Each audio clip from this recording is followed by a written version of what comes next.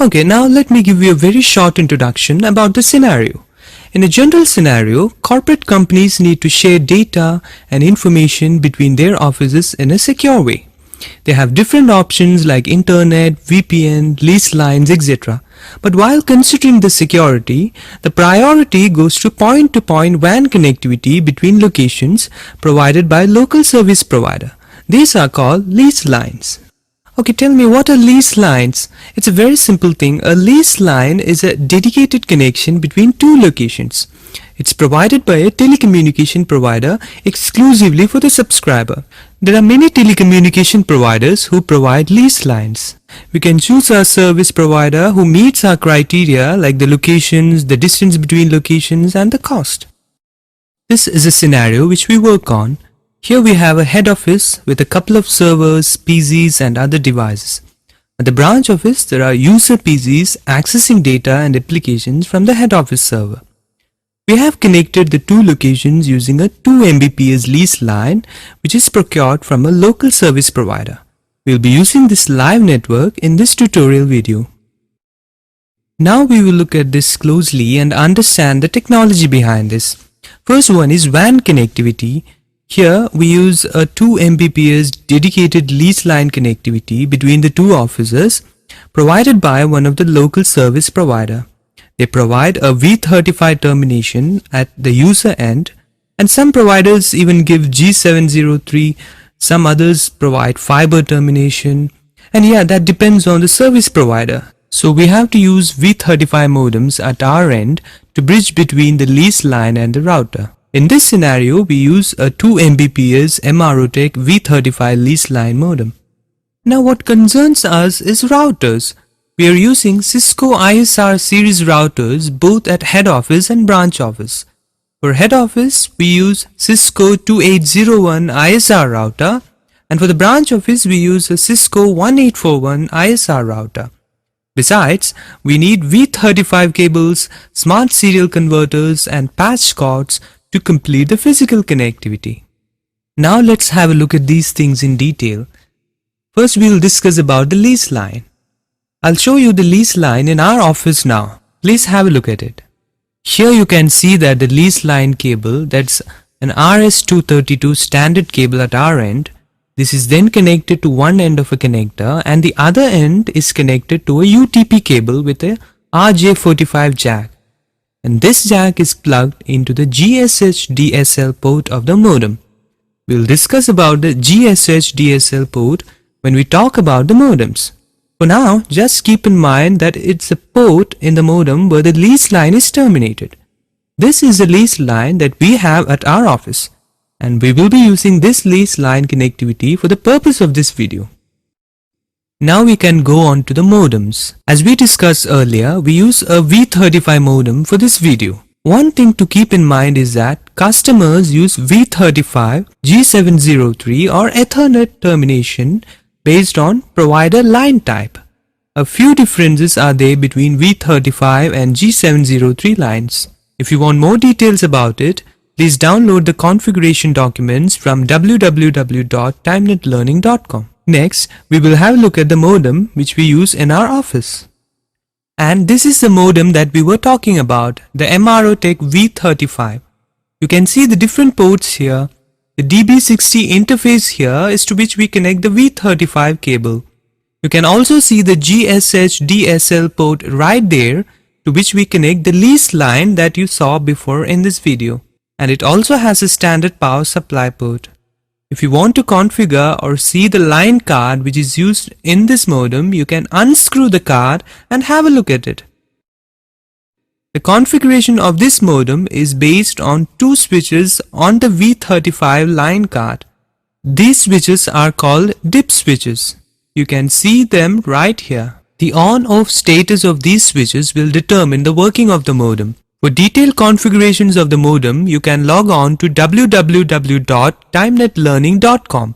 You can find the documentations there. Now we can screw the card back to the modem.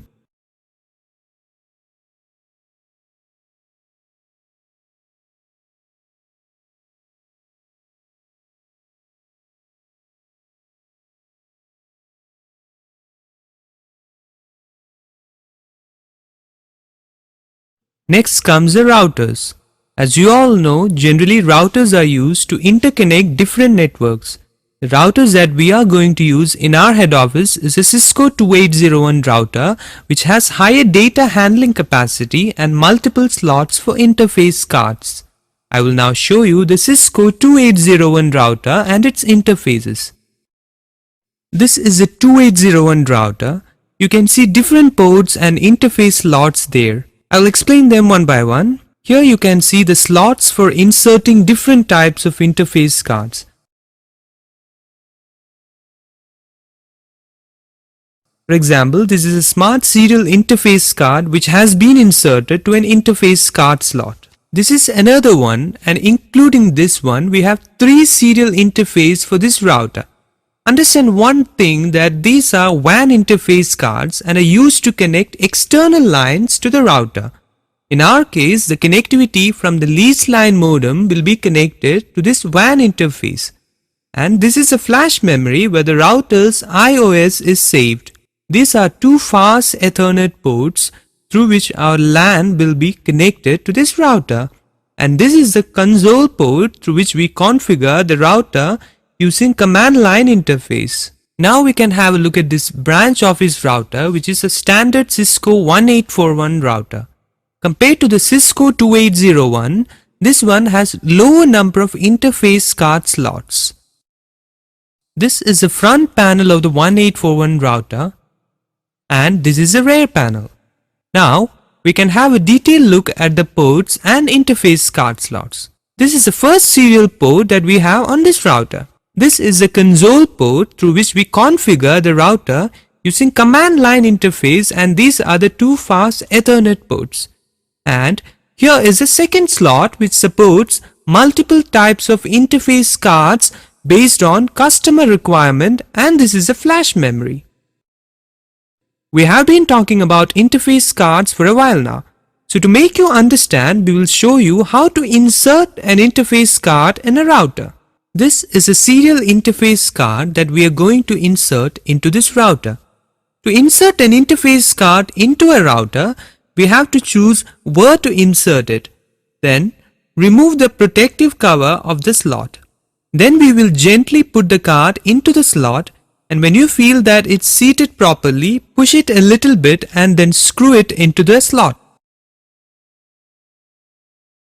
Now let's check the cables and connectivity that we are going to use. I hope you're all aware of UTP cables, so I'm not going to show them to you. But here we use some cables for the connectivity between the router and the modem, and also between the router and the PC for the configuration process. We will use V35 cables, Smart Serial to V35 converter, and Ethernet patch codes. I'll show you the V35 cable and the Smart Serial to V35 converter so that you can familiarize them. So let's have a look at them. These are the 2 cables that we will be using for the connectivity between the modem and the router. This one is a V35 cable with a Winchester female connector on one end and a DB60 connector on the other end. The blue one is a V35 to Smart Serial converter cable which has a Winchester male pin on one end and a Smart Serial connector on the other. We can now interconnect these 2 cables so that it makes a DB60 connector on one end and a Smart Serial on the other. We use this set of cables to connect between the modem and the router during the configuration. The next step is to establish the physical connectivity between the devices in the head office. So let's see how to do this. The first step is to fix the router in a rack, which can be a wall mounted rack or a normal server rack based on number of devices we use. Here at the head office we use a 42U rack, and in branch office we use a 4U wall mount rack. To fix these routers and switches, we need a rack mount kit which is normally included with the router pack. Now the router is fixed in a rack, so now we move on to the physical connectivity part. First, connect the lease line to the GHS DSL port of the modem.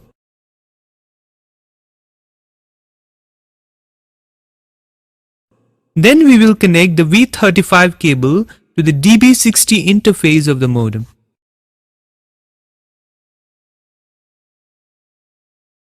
The other end of the cable will be connected to the Smart Serial Converter, and the Smart Serial interface will be connected to the router.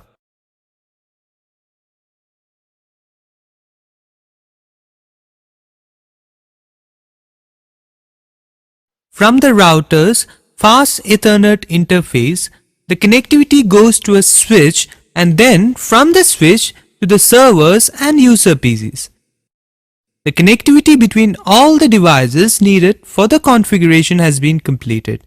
The same type of connectivity is done in the case of branch office as well.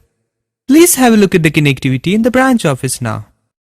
Here, we fixed routers and switches in a 4U wall mounted rack because of less number of devices. To complete the physical connectivity, we need to do the same steps that we did at the head office.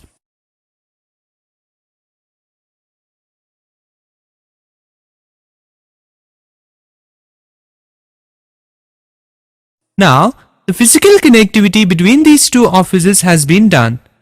From the head office, servers and branch office user PCs are connected using Ethernet cables, switches, routers, modems and a leased line as shown in the diagram. Now we can move on to the configuration part.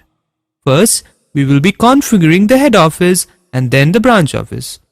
To configure the router, connect the router console port to a PC serial port. I know you're all well aware of how to do this, and then we will use a tool to access the command line interface of the router. We have a lot of software available for this purpose, like HyperTerminal, PuTTY or Secure CRT. We use PuTTY here to connect to the command line of the router, which is free tool available for download. Let's see how it has been done.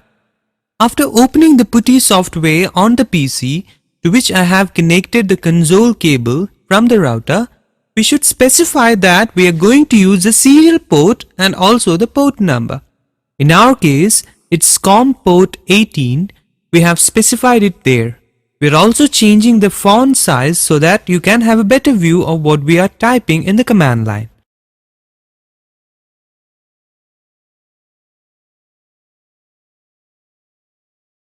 We are now connecting to the head office router. To configure this router, we will be using a step-by-step process. Please see standard steps to complete the configuration part. So we will do these steps one by one. First, we will change the host name of the router to HQ router to represent headquarters.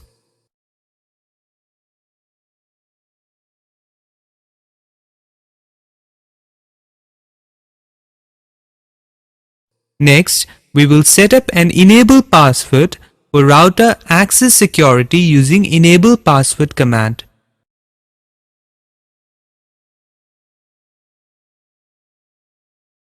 Now, we will assign an IP address to the serial interface to which the leased line modem is connected. We will assign it as IP 192.168.70.1 and a subnet mask of 255.255.255.252 using the IP address command. We will give the no shutdown command to enable the interface. Then, we will enter into the Fast Ethernet interface of the router. We will assign an IP address of 192.168.20.1 and a subnet mask of 255.255.255.0 to that interface using the same commands that we use in the serial interface.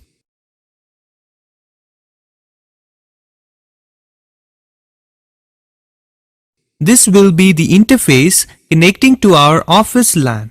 Now we are going to enter into the leased line configurations. First, we need to set the encapsulation to PPP using the command encapsulation PPP, and please notice that we are entering it while we are on serial interface to which the leased line is connected. Now, we have to set the type of authentication to CHAP. For this, we will use the command PPP authentication CHAP. After this, exit the serial interface and in the global configuration mode, we have to create a username and password for the router on the other end to authenticate. Using the username and password command, we have to create a username, and it's very important that the username you create should be the host name of the router in the branch office. You also need to create a password for that. After this, we can use the show IP interface brief command to see the status of the interface. But there you can see that the protocol status of the serial port 0/3/0 is down. This is because we need to configure the other router on the other end of the lease line to get this up and running. Now we will add a static route pointing to the branch office LAN subnet. We will use the command iproute 192.168.3.0 255.255.255.0 serial 0/3/0. Instead of the serial port address, you can also give the IP address of the router in the other end of the lease line. So it's completed. Before moving to the branch office router, we have to save the configuration in this route using the command copy running config startup config or write memory.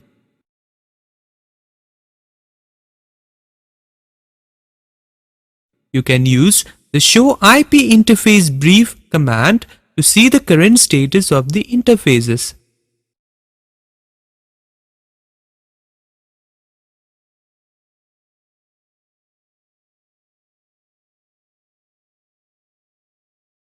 So we will now go to the branch office and configure the Cisco 1841 router there.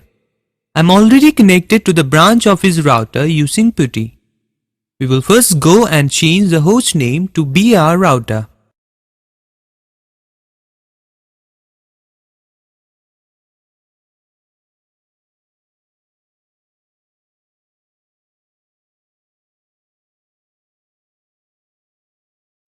Next, we will set up an enable password for this router.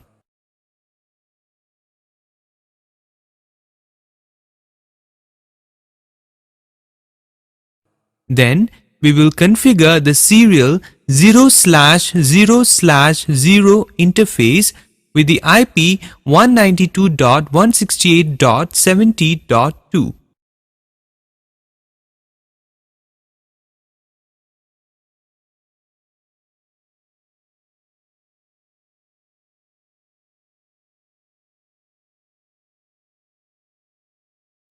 Then we will get into the fast Ethernet 0/0 port and will give the IP address 192.168.3.1.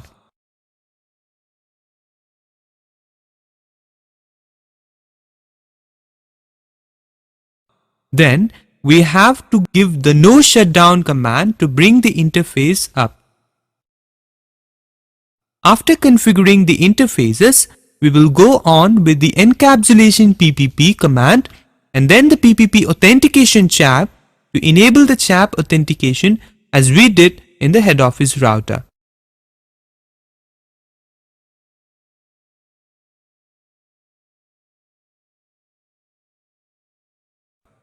And now we need to set up the username and password for the CHAP authentication as we did on the head office router. In the case of branch office router, the username will be the name of the head office router and we will also create a password. At this point, you will see that the status of the serial port of the router becomes up. This means that the lease line is through now. Now, we have to add the routing part. In branch office router, we will create a route to the head office LAN network through the serial port where the lease line is connected.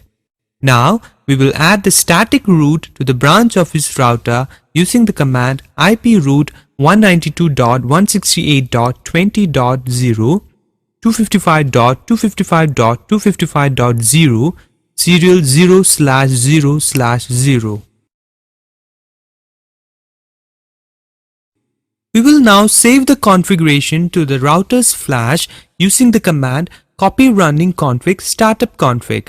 You can use the show IP interface brief command to see the status of the interface.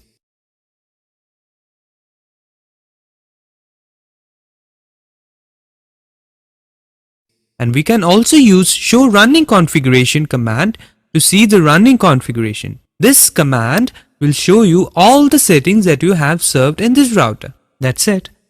Now we completed the configuration part. So we will test the connectivity using the ping command. Try to ping to a server which is on the other end of the lease line. As you can see, it's working fine. We will test the lease line from the branch office by accessing an email server located at the head office. As I told you earlier in this video, after completing the configurations, I connected the lease line to my production network. So if everything is working properly, I must be able to access the web page of my Exchange server running in the head office. I am now connected to a Windows XP machine in the branch office. I will show you the IP address of the PC using ipconfig command. You can see that it is 192.168.3.150, which is the LAN range of the branch office. I will now open up an Internet Explorer window and I will type in the address of my email server's web page.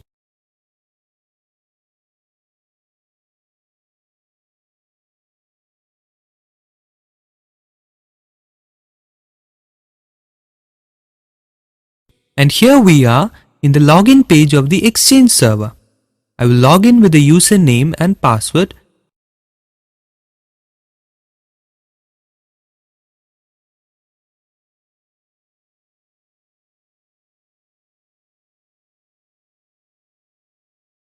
And here I am in my email account.